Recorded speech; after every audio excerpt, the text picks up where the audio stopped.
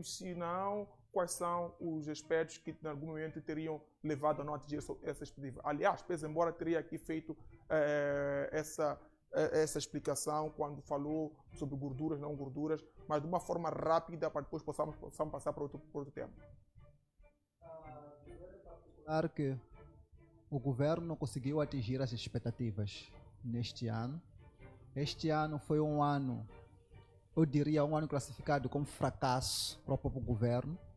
Claro que o Chapo não concorda com isso, porque no seu informe ele deixou claro que há uma esperança por lá, que paira no governo dele, há muita coisa que ele acredita que fez, mas o ano foi um ano atípico, um ano que nada se produziu. Se formos a reparar para este ano, vamos perceber que foi um ano em que também tivemos muitas greves, tivemos a ausência de salários para os funcionários, e ainda temos agora a ausência do 13º para os funcionários, não é? Então, é um ano que não trouxe nada de diferente com os mandatos passados.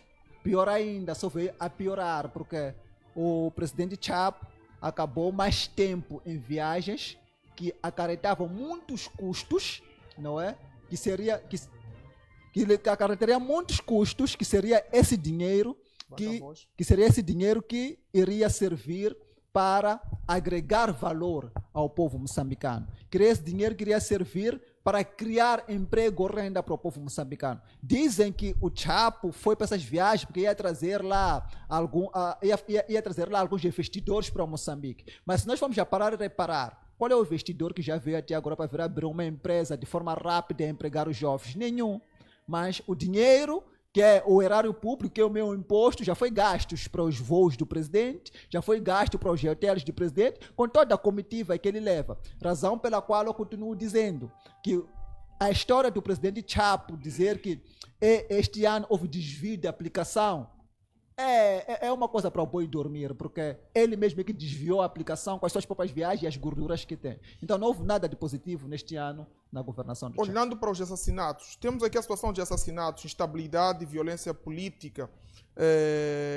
Será que isso teve um impacto na nossa democracia, na vida do povo moçambicano? Vimos aqui de uma forma sistemática assassinato por assassinato de alguns polícias. Como é que avalia este cenário e por que exatamente polícia a ser assassinada? É preocupante. Se nós dependemos da polícia para nos proteger, e é a mesma polícia que volta entre eles se tirarem a vida. É preocupante. Isto mostra que o nosso Estado está doente. Entre eles lá não se confiam. Entre eles lá prosseguem-se. Então, se eles estão a perseguir-se entre eles, qual é a segurança que eu, pacato cidadão, tenho? Então, estamos num país em que está totalmente seguro para se viver. Que é normal eu sair aqui na rua e levar um tiro e ninguém não fazer nada. Se o próprio polícia consegue levar tiro. Verificamos aqui, acho que volta de 3, 4 mortes de polícia já este ano. Não é que é? Deverá preocupante. Eu acho que o chefe do Estado já ter aparecido na época e falar alguma coisa. Mas se você for a ver, aconteceram essas mortes, o chefe de Estado simplesmente manteve no silêncio. É como se fosse... Cabeu o chefe do Estado, o comandante-geral, ou devia ser o chefe do Estado a fazer isso? O chefe de Estado é comandante-chefe de todas as forças. O poder está descentralizado, é comandante-chefe, mas temos os seus subordinados que se lá podiam fazer isso. Não estaria a abocanhar a atividade de todos. Eu acho que na situação em que a coisa aconteceu, 3, 4 mortes, já não cabia um comandante-geral falar isso. Cabia ao chefe, comandante-chefe, dar ordens claras para que o país possa avançar. Porque ele é comandante-chefe, não é? O ministro pode aparecer, falar, tudo mais, falou. Mas depois, 2 por 3, tivemos outra morte. Já falou o ministro. Mas 2 por 3 tivemos outra morte. Porque é o ministro que tem que voltar novamente a falar. Se já falou e 2 por 3 tivemos outra morte. Então, eu acredito que essas mortes eram exatamente caça ao homem, não é? Não sabemos por que motivos se caçavam entre eles, mas acredito eu que talvez seja queima de arquivo. Não sabemos nós por que motivo seria essa queima do arquivo, mas acredito nisso, que seja uma queima do arquivo, porque é justificável que aconteçam mortes assim e o Estado está no silêncio. A própria Procuradoria, quando são assuntos políticos contra o Venâncio Mondlane, contra outro político qualquer, aparece e corre, já temos aí processo, já temos sei lá o que é, mas agora, com essas mortes, quem já foi responsabilizado? Quem já foi incriminalizado? Qual é a justificativa que nós temos dessas mortes? Nenhuma. Está tudo em silêncio. Se está tudo em silêncio, então, eu, como pacato cidadão, estou na liberdade de entender que o governo, não é, conhece essas mortes. Que o governo talvez esteja por detrás dessas mortes.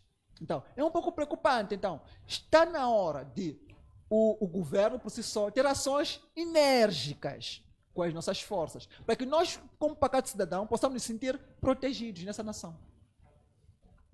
Ilustre Marcos, a questão é a mesma. Vimos irmãos nossos, polícias, a serem quem devia garantir a segurança. Parece que ele que precisava de segurança. Vimos uma jovem de 19 anos, estava no Chapa, foi baleada, de uma bala perdida que era para um agente do Cernic, atingiu essa miúda, perdeu a vida. Horas depois, sabemos que um cidadão também, um pai de família fazendo na sua viatura, foi baleado, uma bala perdida que ia para um agente, foi para este cidadão. Depois vimos aqui alguns polícias de alto escalão também a serem assassinados, alguns à luz do dia e outros no período noturno. Até hoje não temos informações de quem são os que mataram os nossos polícias. No seu ponto de vista, o que é que se devia fazer e o que é que esteve por detrás destas matanças? Muito obrigado. Talvez o que eu ia comentar é dar um conselho, na verdade, para nós todos como moçambicanos.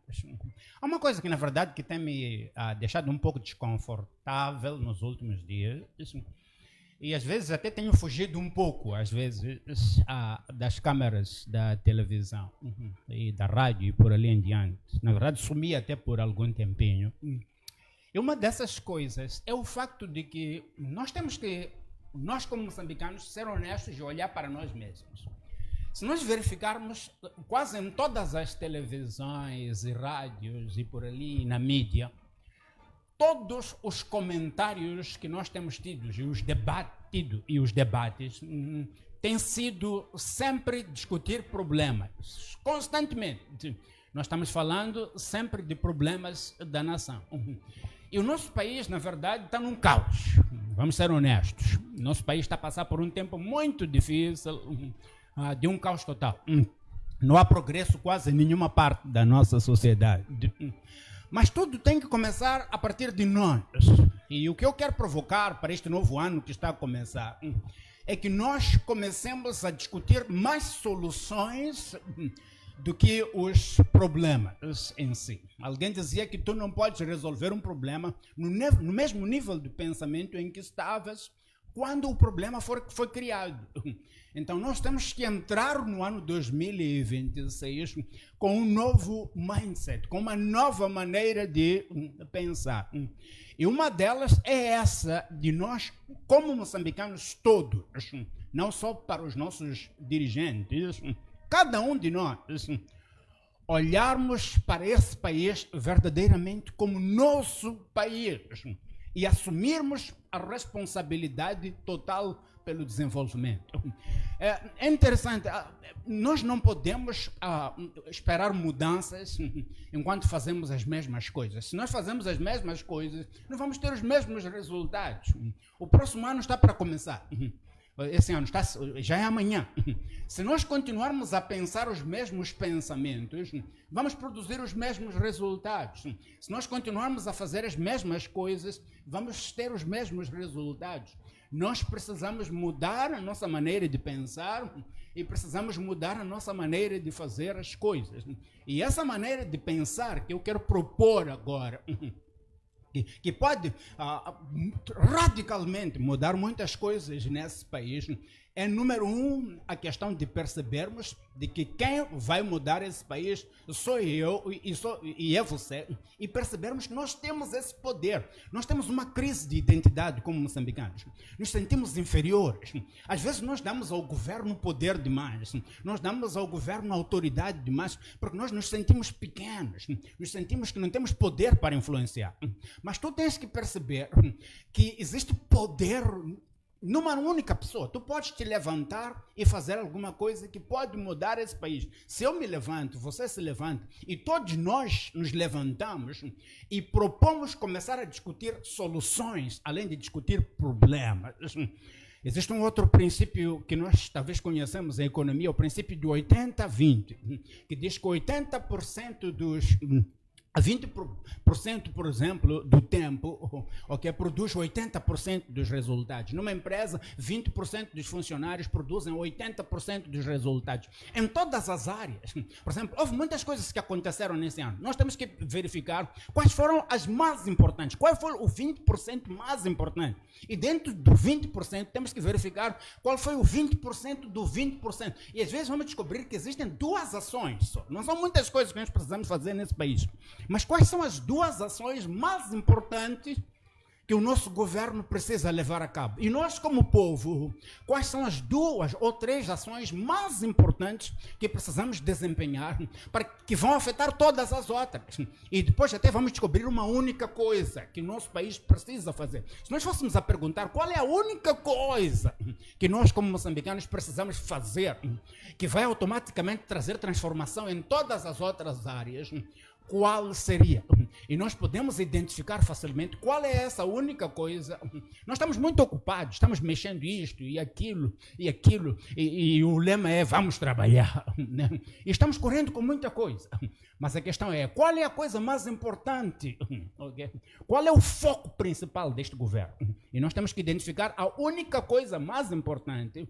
E se nós focamos, concentramos as nossas atenções nessa coisa mais importante e trabalhamos nessa coisa, existe uma coisa só que pode afetar todas as outras coisas nesse Qual país. deveria ser essa coisa mais importante que o governo devia focar? Nós daqui, próximo ano, daqui a algumas horas estamos no outro ano, e qual deveria ser essa coisa importante que devíamos olhar de modo que tenhamos um ano diferente deste? Se eu for dar uma proposta, número 1, na verdade, seria que todos os líderes políticos, religiosos, em todas as áreas, mudassem a sua maneira de pensar, pensassem menos em termos do seu partido e da sua seita, e pensasse Moçambique. Não há Manja na Mola, Frelimo, Renamo, Podemos, não. Não que deixemos de ter os nossos partidos, é preciso, cada um tem o seu partido, é lógico. Mas pensar em Moçambique. Mas nos nossos debates, nos nossos partidos, nas nossas organizações, nas nossas empresas, nós precisamos pensar mais Moçambique. E precisamos mudar a nossa mentalidade, porque tudo começa com a maneira de pensar. Os moçambicanos, nós fomos programados por muito tempo a acreditarmos. Nós acabamos nos conformando com a nossa situação econômica e acreditamos que, de alguma maneira, fomos destinados a ficar assim. E nós nos conformamos com isso. Precisamos negar isso. Então, a minha proposta é que este ano nós possamos dizer não. Nós não vamos permitir que o nosso país fique, número 1, com má liderança. Esse país, isso não é algo que nós temos que dizer que é negociável. Tem coisas que não se pode negociar. E se o povo moçambicano, tanto os líderes políticos, líderes religiosos, nós tomarmos uma decisão e dissermos, nós não podemos mais ter uma liderança medíocre em Moçambique. Não podemos permitir mais mediocridade. É o fim da mediocridade. Número 1. Número 2, nós temos que nos unir. Os moçambicanos não podem mais estar se batendo. Isso é uma escolha. Tem algumas coisas que os problemas, as soluções não são difíceis. Nós pensamos que nós nos conformamos com algumas coisas porque achamos que as soluções são difíceis. E muitas das vezes a solução é simplesmente uma mudança no pensamento e no comportamento. Nós não podemos aceitar mais a nos bater entre nós como moçambicanos. Eu estou entrando este ano e eu sei que tenho o meu partido, existem vários partidos, mas dentro do meu mindset, eu não vejo nenhuma pessoa, nem da Renamo, nem do MDM, como inimigo. é moçambicano. E nós temos que olhar para todos nós como moçambicanos. E até temos que... Há diferenças partidárias, sim, mas podemos fazer isso num ambiente positivo. Eu não preciso olhar para ti como inimigo. Então, nós precisamos nos unir como moçambicanos. Então, essa questão de buscar bons relacionamentos. E já começamos com o diálogo. O que nós precisamos agora com o diálogo é completar. Tem que incluir todos. Não se pode brincar mais em excluir outros e por ali. Temos que ir além e incluir todos no diálogo. E debater Moçambique. Existem pessoas que pensam nesse país e que podem levar esse país para grandes patamares. Mas temos que transcender as questões partidárias. Temos que transcender nos sistemas religiosos, as questões setárias e por ali. E começarmos a pensar em Moçambique. Eu estava nas comunidades agora. Eu fiquei muito tempo fora da cidade. Eu fiquei quebrado. Eu vi a pobreza que existe, meus irmãos e minhas irmãs, fora da cidade. Nós não temos ideia. Eu chorei ao ver certas senhoras, o tipo de pobreza que se vive lá nas comunidades. Nós não temos ideia. Entende? Nós precisamos começar a ser um pouco mais empáticos. Sentir que a brincadeira que nós estamos a fazer aqui na cidade está a causar um caos para as pessoas lá fora da cidade. Você precisa sair um pouco. Muitas vezes nós andamos aqui nos nossos carros de luxo e não temos ideia. Nós precisamos começar a ser empático e sentir que qualquer moçambicano é meu irmão e sentir a dor do outro. Quando nós começamos a sentir a dor do outro, alguém diz empatia é ir num certo lugar e pegar a dor de uma outra pessoa e tomar como se fosse sua. Quando você pega a dor da outra pessoa, sabe o que vai acontecer? Você vai correr para resolver o problema. A razão por que nós estamos relaxados aqui na cidade é porque nós temos tudo aqui. Temos os nossos carros de luxo, estamos a morar nas nossas casas de luxo e nós não vamos lá para as comunidades para sentir o que o povo está a sentir. Então nós precisamos começar a ser um pouco mais empáticos e quando nós compreendermos isso, essas brincadeiras que nós temos na Assembleia da República por ali, vão acabar, porque a gente vai sentir que a dor do outro moçambicano é minha própria dor. E isso vai me forçar a me unir com o outro. Eu não posso sentar na minha casa, comer o meu frango, a comer o meu bife à vontade, quando eu sei que tenho meu irmão ao lado a sofrer. Só que chegamos a um tempo que nós nos habituamos já. Eu já nem sinto a dor da outra pessoa. Basta que eu esteja bem. Basta que o meu partido esteja bem. Basta que a minha seita esteja bem. Basta que o meu negócio esteja bem. Basta que a minha família esteja bem. Nós temos que aprender a sentir. E quer saber, quando nós começamos a sentir a dor dos outros e começarmos a nos unir e a fazer sinergia, todos nós vamos nos beneficiar. É o que nós não compreendemos. Existe poder na sinergia. 1 mais 1 não é 2. 1 mais 1 é igual a 3, 4. Nós multiplicamos quando nós restauramos relacionamentos. Nós começamos a nos unir e a trabalhar juntos e a produzir sinergias. E o que esse país precisa é líderes um pouco mais maduros. E maturidade tem a ver com isso. Você sabe o que? Uma pessoa egoísta é bebê. Já percebeu que quando uma pessoa ainda é bebê, qual é a linguagem do bebê? Tudo é para mim. Há pessoas que estão com 50 anos, com 80 anos, em posições de liderança, que ainda são bebês. E como é que eu sei que é um bebê? Porque só pensa em si mesmo, não pensa nas outras pessoas, não sente a dor das outras pessoas. Maturidade é eu perceber que existe abundância no universo. Quando eu tenho uma mentalidade de abundância, compreendo que existe suficiente para outro. Moçambique é tão rico que nós temos tanta riqueza que é suficiente para toda a gente aqui ter carro. Mas por que existe esse problema? Porque existe um pequeno grupo de pessoas egoístas, bebés, adultos, que só pensam em si mesmo. E existe outro grupo de pessoas que tem medo de confrontar esse outro grupo. Então, nós estamos a viver aqui com um espírito de medo. Os que estão no topo estão a viver num espírito de autoridade e de domínio. E os que estão embaixo estão num espírito de medo e continuamos nesse caso. Precisamos começar a nos unir e transcender as diferenças. Nós não somos inimigos. Eu não sou teu inimigo. Nós só somos simplesmente diferentes. E nós podemos nos unir e trabalhar juntos como Moçambique. Nós podemos levantar esse país ao ponto de se tornar uma potência mundial. Moçambique tem recursos suficientes para se tornar um país rico. Mas na nossa mente não cabe. Porque já nos habituaram a pensar que nós somos pobres, ok? E estamos habituados a viver nessa miséria. Temos que mudar a nossa maneira de pensar e nos unir e acreditar que nós não precisamos continuar a viver, não precisamos continuar a ter comunidades pobres lá, porque nós temos recursos suficientes nesse país para enriquecer a todos nós. Estamos mesmo na reta final deste nosso debate, mas antes mesmo de terminarmos, permitam-me atender a CQE 3 moçambicanos. Abra as linhas, Valério, quero aqui comentar com 3 moçambicanos e vou aqui lançar a última questão para os meus convidados, ilustre Ivan. Gostava que de uma forma detalhada pudesse fazer uma avaliação dos ministérios, vamos aqui dizer, se calhar até podemos usar esse termo-chave, educação, estamos a falar de saúde, estamos a falar do interior, defesa e também das finanças e economia.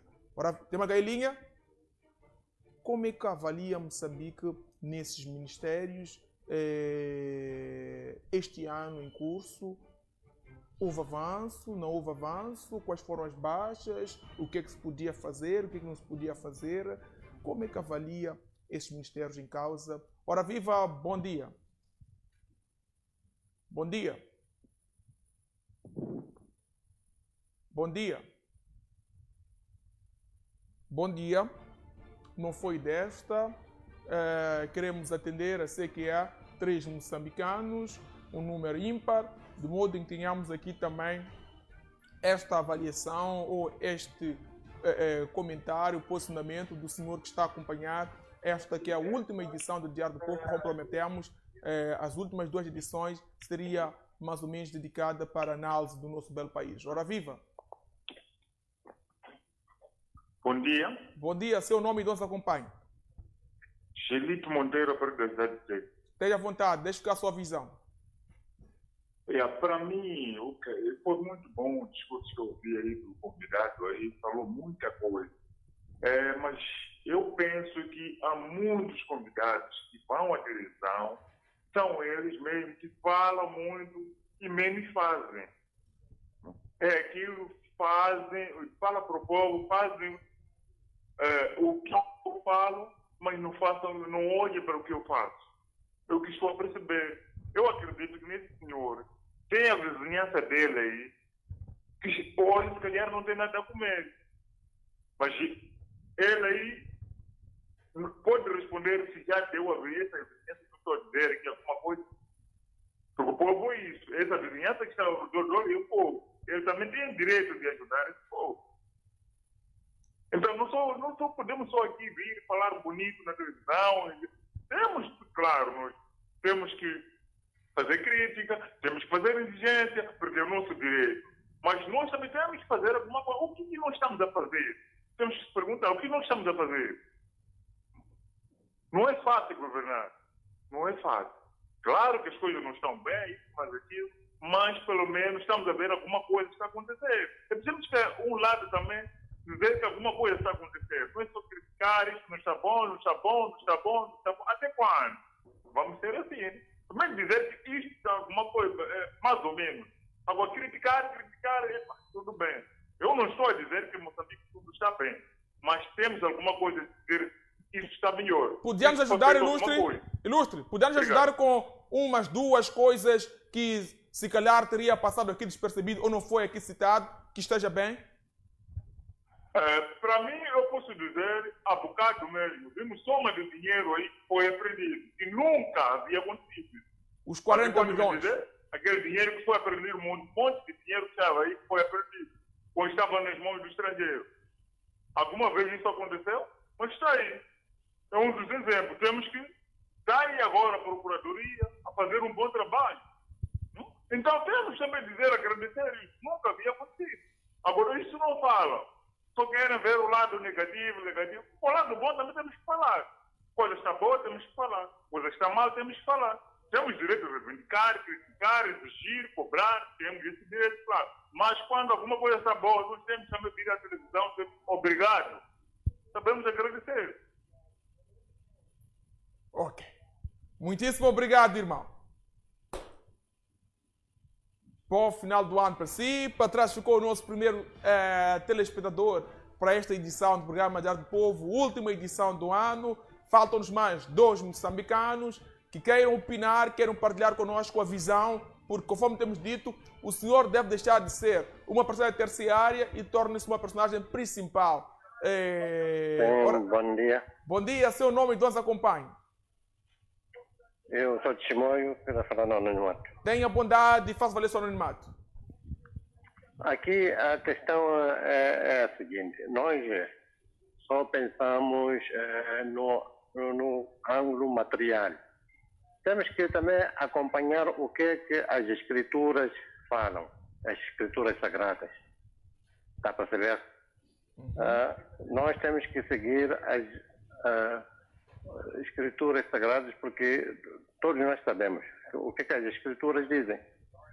Vai chegar um tempo que os filhos não vão respeitar os pais, há de haver muita corrupção, há de haver bebida alcoólica por todos os cantos, e nós essa parte não acompanhamos. Quando falamos de acidentes, só pensamos que para o motorista estava cansado, mas vamos ver, na maioria das vezes são pessoas que estão cheias de garrafas de bebidas alcoólicas dentro do carro. E nunca pensamos que fechar as fábricas das coisas que estão a prejudicar. Só pensamos em mandar parar as transportadoras, porque fazem muito acidente, mas o ponto fulcral nós não pegamos. Então, esse problema é grande. Nós não podemos só pensar no campo material. Temos que pensar no campo também espiritual. Ver o que as escrituras... Não digo com isso que nós vamos deixar de combater. Temos que combater. Mas temos que ver essa parte também da parte espiritual. Era essa a minha preocupação. Brigadão, Ilustre. Temos que olhar para a parte espiritual, pegar o mal pela raiz, dizia o nosso telespectador. Falta-nos aqui o último telespectador que está a acompanhar esta última, por sinal, edição do Diário do Povo. Quem será? Quem será? O nosso caríssimo internauta, que talvez está nos acompanhando através do Facebook, assim como o televisor está na StarTime TV, a cabo Go TV e DSTV, que nos fez companhia durante esses 365 dias, que nós cá também estivemos abordando vários assuntos que marcam o nosso belo país, tivemos desafios, informativamente falando. Ora viva, bom dia! Bom dia. Bom dia. Ilustríssimo. Não foi desta, a comunicação não está saudável. Peço ao senhor e à senhora, assim que nos for a ligar, afine o volume do seu receptor, use o celular para poder nos ouvir, afine o volume do seu televisor ou do seu laptop, use simplesmente o celular para poder ter aqui uma comunicação saudável. 85 13 59 927. Bom dia. Bom dia. Bom dia. Bom dia. Sim. Caríssimo. Bom dia, Marmação. Seu nome e de onde se acompanha? Tete Moatiz, província Tete Moatiz. Ok, representa a sua província. Vamos a isso, Ilustre. Marmação. Acidentes, na verdade mesmo, não é só acidente de viação. Bebidas, em algum momento, estragam. Principalmente a nossa geração. Não vamos olhar só na parte positiva, em termos de condução defensiva, coisa da estrada, mas bebida em algum momento estraga nós os jovens. Moçambique tem um cancro muito grande e não vamos superar esse cancro. Nem mesmo nós jovens, da forma que estamos a ver aqui em Tete, se veres, não é fácil uma maçã. Uma criança de 10 anos, de seus 12 anos, já está ali com uma garrafa de manica na rua. Então, esse cancro Moçambique não vai superar. A finalidade é só fechar, talvez, a fábrica de cerveja. Okay. Eu sei que eles não vão fechar a fábrica de cerveja, porque são deles. Não é possível. A transportadora, a Citlink, sei que eles não fazem parceria com eles. É difícil fechar as fábricas. Vamos lá. Exato. venha um dia passear em Tete. Há de sentir como que estamos a viver no bairro da Liberdade. Mas sangue é triste. É triste. Venha viver em Tete. Há de ver só no bairro da Liberdade. Há de ver a vulca mineradora. Há de ver a população não consegue estender farinha fora. Mesmo a própria roupa. Lavamos e estendemos dentro de casa. É óbvio isso, Mama Sangue. E qual tem sido o ganho para vocês como moradores daí com as atividades da Vulcan? Um ganho direto. Qual tem sido o ganho direto que vocês têm tido? Fora as consequências que está aqui a trazer, ou há algum ganho que tem tido com a Vulcan aí? Não percebi, arreta a cortar. O que é que vocês como população ganham, já tiveram como benefício por ter esta Vulcan aí a operar? Já sabemos dos males que acaba de aqui mencionar. Agora quer saber qual é o ganho que vocês têm tido? Mamango, Sim? Não Mamango, é só trazer a tua TV aqui para pelo menos entrevistar. Não está saudável a comunicação. Ok, fechamos as linhas. Mesmo para terminarmos, gostava mesmo em 2 minutos, que eu estou com 5 minutos. Vamos dividir aqui 2 minutos e 1 minuto fica para mim. Como é que avalia aqui cada ministério? Esses que fiz aqui missão. Educação, saúde, assim como defesa e interior. Neste ano, como é que se comportaram esses ministérios e o que é que se podia ter feito nestes ministérios? Eu vou começar pela educação. Dizer que a educação tentou iniciar o ano e tentar mostrar uma esperança para os professores com a distribuição mais cedo dos livros, não é? Os livros esse ano conseguiram chegar mais cedo às escolas. Isso trouxe para nós como povo um alento, uma esperança que a nova ministra, como também como professora, queria trazer um novo dinamismo no setor da educação. Mas no decorrer do percurso fomos percebendo que não era bem isso, porque os professores continuaram a não ser pagos as horas extras, os professores continuaram a ter sobrecarga de horas, não é? Continuaram a ter sobrecarga de horas que o governo não consegue pagar. Ou se paga, talvez ele seleciona as pessoas que merecem receber este valor, porque a maior parte dos professores não estão a ter este valor. Razão pela qual há uma notícia que está circulando por aí, vou pedir que o Luís Massango possa investigar isto a posterior, que o curso noturno deixará de existir no próximo ano e passará a vigorar o ensino à distância para além do curso noturno. E a justificativa da ministra ou do ministério é que o ensino à distância trará mais qualidade comparativamente com o ensino presencial, que é o noturno. Então, temos que comparar em que medida estamos a levar a nossa educação. O que nós pretendemos, de fato, se temos um indivíduo que vai sentar na carteira para aprender e mesmo assim não consegue alcançar, não consegue passar, e estamos a dizer que vamos dar um ensino à distância para que esse indivíduo possa ter um conhecimento. Qual é o conhecimento que vai ter esse indivíduo? Diz o Ministério que vai dar professores qualificados e capacitados para instruir esses indivíduos. Mas já temos o ensino à distância agora. Pararam para fazer esta avaliação deste ensino à distância e ver o que este ensino à distância traz do benefício para o cidadão em termos de conhecimento como tal. Então, estamos a dizer que estamos com o Ministério da Educação que está, na verdade, um pouco decadente. Não está a conseguir se posicionar como tal. E também dizer que temos aqui dentro desse Ministério de Educação a NEP, não é, como uma entidade que vai regular o ensino. A minha questão é, como é que temos 2 entidades que estão a regular o ensino num país? Temos o Ministério da Educação, mas temos a NEP. A NEP é aquela que regula o ensino técnico profissional do ensino modular atual. Não é? Eu perguntaria para a ministra, será que a ministra como tal, como é da educação, já parou para pensar quais são os danos psicológicos que um estudante que vem do ensino primário e secundário com o modelo clássico, com o modelo de passar com notas, e passa para o modular, que é o modelo de alcançar, que já não tem direito da sua nota, que é alcançar por competência, como modelo de ensino de competência, esse estudante tem para poder encarar este ensino.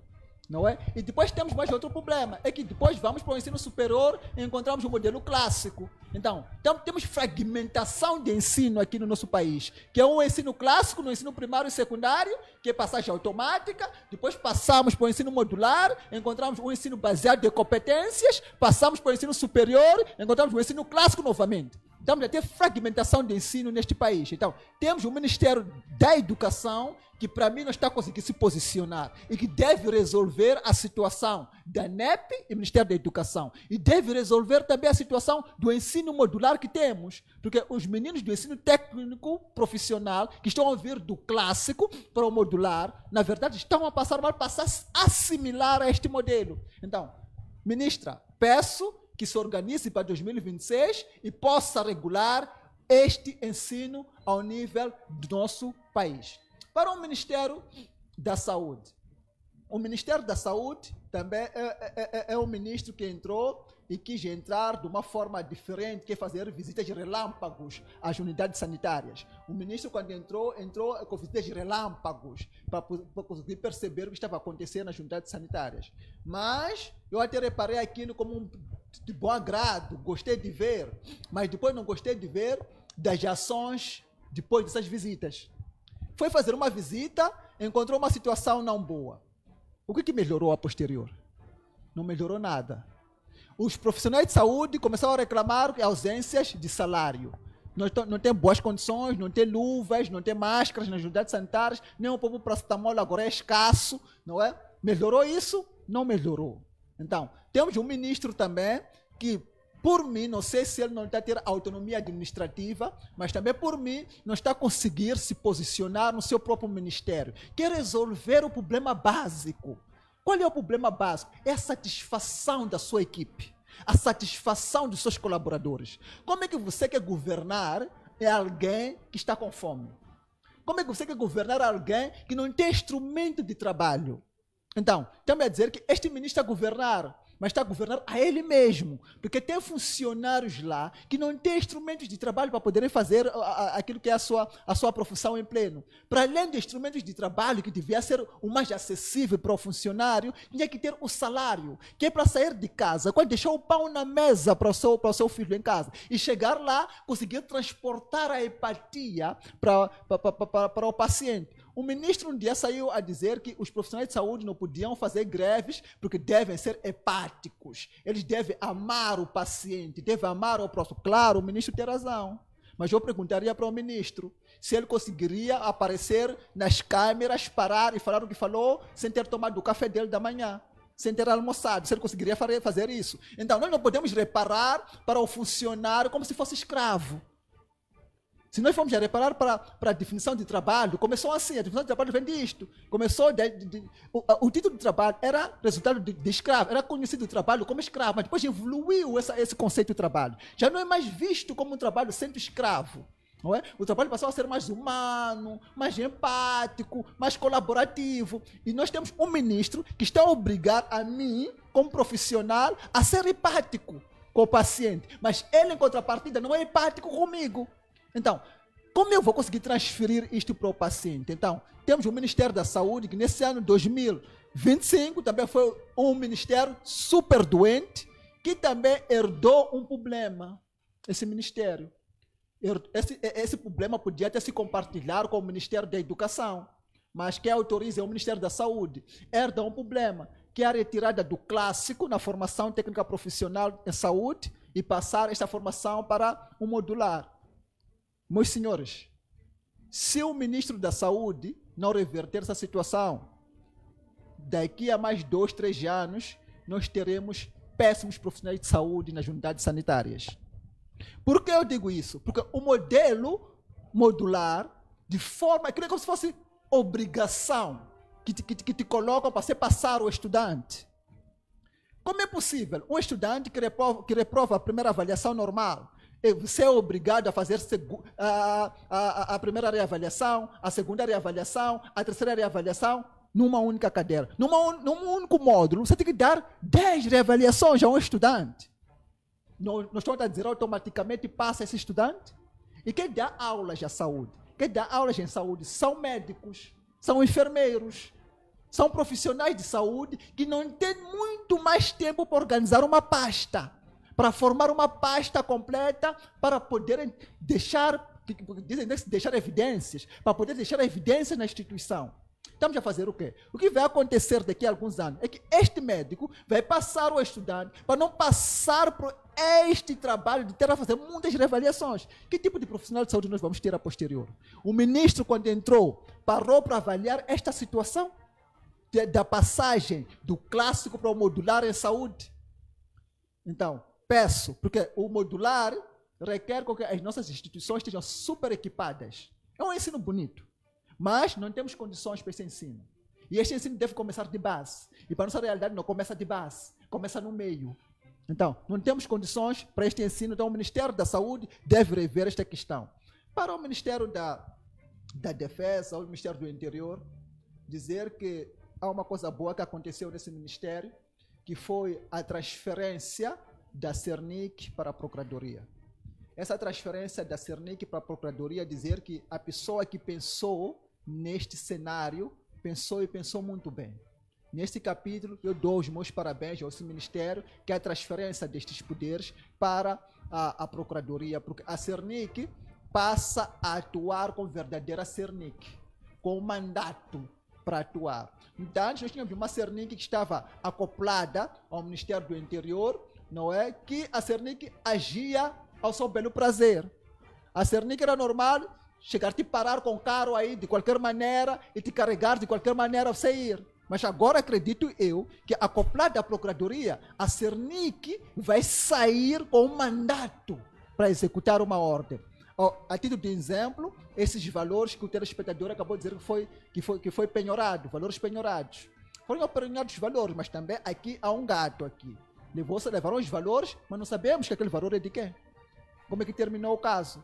Porque foi lá apreendido. Como é que se investigou? Não sabemos. Também temos aqui um alerta para a Procuradoria, para saber nos dar informe, saber justificar para nós como povo, como é que aquilo chegou lá. Mas estão de parabéns, porque também a Procuradoria agora já tem uma força para atuar. Muito ok. obrigado. Luís Marcos também, 2 minutos, estão todos seus. Como é que avalia, querendo, cada um desses ministérios? Agradeço. Eu acredito que o meu colega deu quase uma avaliação quase completa. Nos 2 minutos que eu tenho, na verdade, o que eu vou fazer é... Primeiro, houve um telespectador que comentou sobre a questão de não sermos negativos, né? Só queria corrigir. Nós, na verdade, foi o que eu trouxe aqui. Quando eu comentei, eu disse exatamente isso. Eu estava a corrigir esse erro de nós não sermos negativos constantemente, ok? E procurarmos soluções, além de problemas. Então, nem eu acredito na questão de ficar só criticando. Eu acredito na questão de que juntos nós precisamos procurar soluções. Foi o que eu propus aqui, que nós temos que transcender partidos políticos, transcender seitas religiosas, transcender interesses pessoais e irmos além para os interesses de todo o país. E quando nós vamos para os interesses de todo o país, nós todos vamos sair a ganhar de alguma maneira, porque existe poder na sinergia.